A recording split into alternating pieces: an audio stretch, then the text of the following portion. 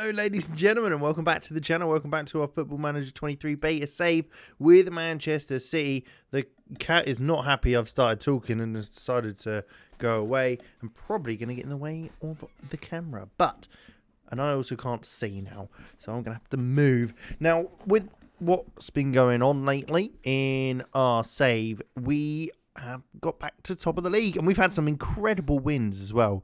So what we're going to do is take a look at how we've got here. We've got the Lazio second leg, as we mentioned today. It's a big game. Hopefully we can get through to the next round, and we'll take a look at how things have gone so far. So after our fantastic win against Stoke, we ended up with a draw against Everton. It was 1-1 in the end. Richarlison, back on loan at Everton from Spurs, got the goal to start with early on. But we did manage to get a response out to them in the end, anyway, with a Haaland penalty. A massively rotated squad was then held against Blackpool 2-2 in the FA Cup. A bit of a shocker, to be quite honest, but it was then taken to the second leg. We then also drew against Arsenal 2-2. This one, we should have smashed them. We were completely dominant in the game. We're so good for so long. We should have absolutely done a lot better than we did. But unfortunately, it did end 2-2. We did also have João Cancelo get sent off late on, which wasn't great. In the Champions League, our first leg against Lazio ended 2-1 to us.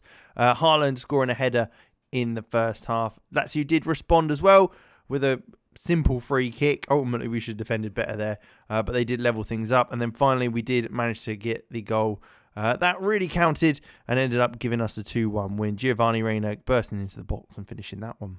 We then had a crazy game against Tottenham. We were losing for a long old time of that game. It wasn't until the 70th minute we managed to get back into it and then ending up winning it in the 89th minute. In the FA Cup, on the replay against Blackpool, we played a stronger side this time and made it 3-2. Still not easy. What did turn out to be easy, though, was the next round of the FA Cup, where we ended up beating Arsenal 6-1. They've been a thorn in our side for a long time. They've been very good, getting draws off us constantly and beating us, obviously, in the Carabao Cup, which they did go on to win in the end, which was after this game, so maybe that's why we were able to beat them so convincingly. But we absolutely dominated them, and it was total control in this game. I hope that domination and the following one against Liverpool in the league just before today's game, again, follows on into the Champions League match, because it was a 4-0 win against Liverpool. Total control. First half, we got an early goal, which was just what we wanted. And then a bit of a mix-up by Alisson Becker gave Haaland the chance to double our lead just inside the second half. And we went on to win 4-0. So there you go. That's how we've got to this stage. Again, unbeaten. It's much nicer. We had that little blip against Arsenal and Everton in the league, and then obviously the Blackpool game, which was a nightmare. So we've had a lot of games crammed into the February. Hopefully March should be a little better.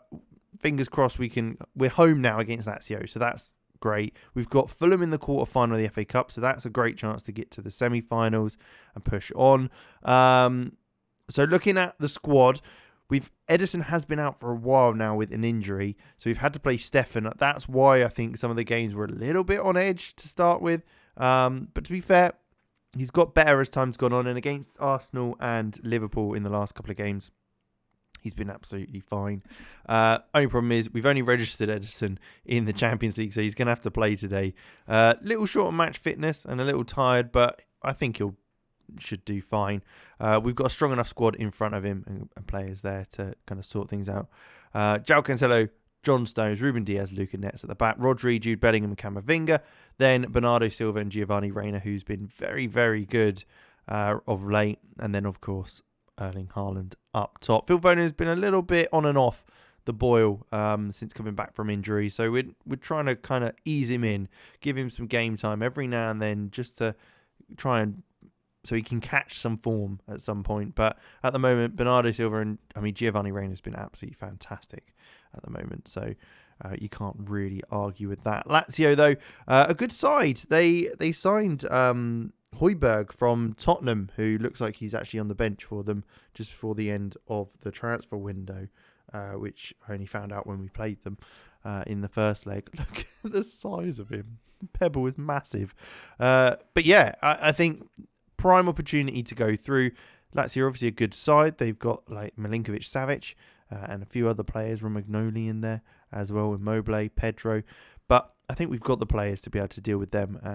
And especially now we're at home, it should be a little bit more in control, hopefully, which will allow us to take this to Lazio and improve on the 2-1 lead we've already got, which could happen right here. Bernardo Silva with a whipped ball in. Haaland gets up. It's saved. It's blocked. It's a bit ricocheted in there. It's come back out to Bernardo Silva, who lays it back to Rodri, whose shot's blocked. Ruben Diaz volleys, and that just goes over the bar. But a little bit of a mess in there, that's for sure, causing havoc. We're putting the pressure on, but Lazio look to be able to move the ball around still quite comfortably, even with the bits of pressure we've got. But Giovanni Reina's read that really well, managed to nick the ball off him, shoots, but it is saved comfortably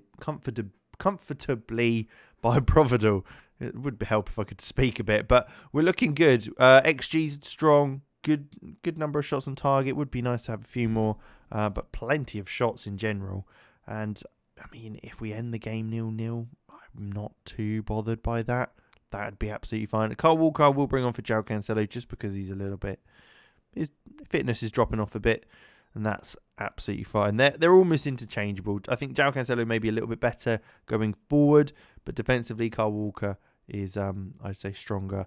And there you go. John Stones with the header from a corner. Bernardo Silva's delivery landed on his noggin. He headed it in past the keeper. That makes it 1-0, 3-1 on aggregate. Things are looking good. Camavinga nicking the ball there, but it does fall back to Romagnoli at the back. We're good at nicking the ball. That's certainly something we've noticed, is we've got the energy in the midfield to nick the ball every now and then. And with Bellingham and Camavinga in there, that's a centre midfield pairing that could last a lifetime. And one player we have been trying to get is a guy called Zer from PSG. I don't know if any of you guys know him, but he's a holding midfielder, which I think if we get him in, we have a 3-prong midfield that will be there for the next 10 years. Like, if we have Bellingham, Camavinga, and then Zer sitting just behind them in that half-back role, I think it could be very, very good. Although to say that, if we can somehow get Tchouaméni off of Real Madrid, that would work as well. But it's just finding that third man of those three. I think we've got our front 5-6 sorted for the long term. Generally, we've got, obviously, Haaland, Reina, who could probably play deeper in that midfield, which is more where I'm going to slowly drift him, especially with Edric coming in. You've obviously got Sheldrup, you've got Mukoko. So there's plenty of players that can play in the further forward positions. Centre-backs wise, we've also signed another player that will be coming in the summer, but I'm not going to tell you about him just yet. But he's a young player who'll be able to slot into the back line brilliantly, alongside hopefully Antonio Silva, with Ruben Diaz and John Stones. And then we've got Laporte there as well. Ake and Nets are our left backs. Obviously, Nets is much more attacking than Ake. I'd like to get another strong left back, maybe a young player as well, to kind of take that off Ake and maybe move him on, but don't say anything. As we go 2-0 up, I wasn't even paying attention. Bernardo Silva with the whip ball into the back post, John Stones with the header. And then right back, again, it's more the age thing. Looking at kind of who's the next up-and-coming right back that we're going to bring in. Kyle Walker's getting on a little bit. He's 30-something now. We have offered him a new contract for another 2 years, and I think he'll end up being 34 by the time that's finished, or 33. So it might then be time to move him on. And João Cancelo's 29, 30 now. So he's, again, getting to the latter stages of... we've got a couple more years of him, of course. So we've got a bit of time. There's no rush to be replacing them. But certainly something to keep an eye out for indeed. We've also got Joe Bellingham in the academy. And we've got the academy boys that are looking quite good as well. So we'll see what we've got. Obviously, this isn't a long-term save. It's only for the beta. But I like to play it as if we can set things up and kind of almost let it run for the next few years, especially with big money teams like Man City. So this might be a save that I just play in the background throughout kind of Football Manager every now and then if I just want to go in, win a bunch of games, and do something like this where Bernardo Silva is able to get a goal there in the 60th minute. We can absolutely do that. But it was look who played that pass. Ederson with the long ball forward. It looks like Haaland got up, nodding it down to Giovanni Reina, and that is a beautiful ball to play it through to Silva. And Silva was able to just tuck that one away. I didn't realise John Stones got 2 goals this game. I wasn't paying enough attention to clock onto that. Could he get a hat-trick here? Jude Bellingham's not able to quite get up as Højbjerg heads clear. Nets out wide to Ruben Diaz, of all people. Plays it into Haaland. I mean, there you go. Bit of Portuguese magic. Is he onside? I think he was. I think it's... Has everyone worked out now that if the linesman flags, it doesn't count? If he doesn't flag, it does. I think that's the rule. So you just have to look at the linesman when something like that happens. But it's a nice little dink in. Haaland doing well to get his foot round that just to slot it in. Making it 4-0. We could probably make some changes now. Haaland coming off, for example, is probably a good one to make. Moukoko can come on there. Reina, you can come off. Jack Grealish slot in there nicely. We can do the same actually on the other side as well. Bernardo Silva coming off for Cole Palmer. And then Calvin Phillips for Rodri. Why not? That is the 5 for now. And we should be able to kind of see the game out now with a 4-0 win here. 6-1 on aggregate. So pretty comfortable in the end. Especially with them not having a single shot on target so far in the game. And we've only got 10 minutes left. So we've managed to keep them quiet quite well. Nets, Ruben Diaz, Stones, Walker, all doing very well, especially with as well as Cancelo, who was on the pitch for a while in the game. But there you go.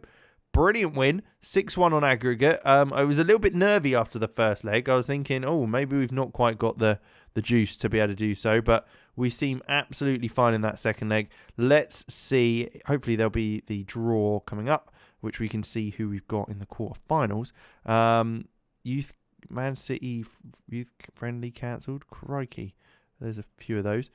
New youth intake. Anyone good? Neil Donnelly is a Gibraltar centre midfielder and looks not awful. Well, he's probably I'm going to try and force him into the team wherever I can, because that's quite cool. But we'll see. We'll see if I can squeeze him in. He can sit alongside Joe Bellingham, I'm sure, at some point. Sarturn. Oh, yeah. Modou Sarr is one of the players that we've signed. Fullback, right back could be the potential new one. Don't think he's going to be quite that good. We can obviously then bring in someone who's that good. The squad planner, how much do I use it? Not enough, probably. But like I said, yeah, Kyle Walker's got another 2 years, so he's going to be 35. Jan Cancelo, how long has he got left on his contract? 2027. So he's got 3 years left, but by then 32 as well. So that's probably the most important side. Well, to be fair, both fullbacks. Obviously, Luca Nets is absolutely fine. He's 20. He's thriving. He's going to be very, very good and is very good. So that's not a problem. We've got him till 2026 anyway. A couple more years of him, and we'll extend that, no problem. I thought Teo Adaramola might be another backup for him, but he's not quite doing it for me. He's not quite at the same level where we need him to be at this point. Of course, we've got Jude Bellingham, Camavinga can play holding. Rodri, he's 27, so we've got a few more years of him. Same with Calvin Phillips, so I'm not too worried about that side of things. But to be honest, Eduardo Camavinga can easily slot in at that half-back role, which he's done multiple times this season.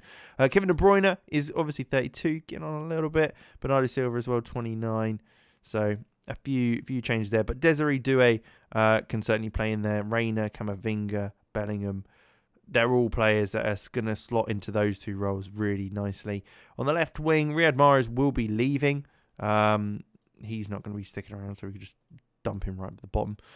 Kiwi, looking good, can play anywhere in the front line, which is nice. Again, Reina, probably playing a little bit deeper, but again, can play on the left-hand side. Jack Grealish, 28, so a little bit more experience. Phil Foden, Andre Sheldrup, Cole Palmer. Again, all those players can play very well in there. And again, on the right-hand side, Moukoko is probably the main man who's going to be taking over that role. But otherwise, we've not got much else on that right-hand side. I mean, I guess Phil Foden, that's probably his maybe preferred position on the right-hand side, cutting in. But otherwise, maybe something to look out for. But then striker, we've got Erling up top, Moukoko, Sheldrup, Zlatan as a backup. I think that's also a position. So the two fullbacks and the striker position are probably the three positions we really need to focus on. Because when Erling's not playing, we do struggle a little bit. I like Moukoko out on the right-hand side because he's able to use his pace. He's going to be able to use his kind of ability to come in and feed off whatever the striker's doing. But we need someone who's maybe a bit more of a Erling Haaland. I don't know how you're going to get an Erling Haaland style player, but a big, tall, fast, pacey striker. Someone like Lukaku, but younger. Any suggestions? Let me know in the comments. Maybe like a Sesko, actually. That might be a player to keep an eye out for. But with that, let's find this Champions League draw and get on with that, because I want to see what's... Oh, that's freaking ages away. Nah, we're not coming back for that. It'll be a surprise for the next time. Because I'm not flipping through a bunch of games and then coming back for it. So, yeah, we'll probably end up playing that as the next ones, actually, so thinking about it. The quarterfinals of the Champions League. Because that's around that time, innit? We'll probably do the second leg like we did today. Set things up and then see how things go in the second leg. But we will leave it there. Thank you for watching. Make sure you leave a like, subscribe to the channel, and I will catch you in the next one.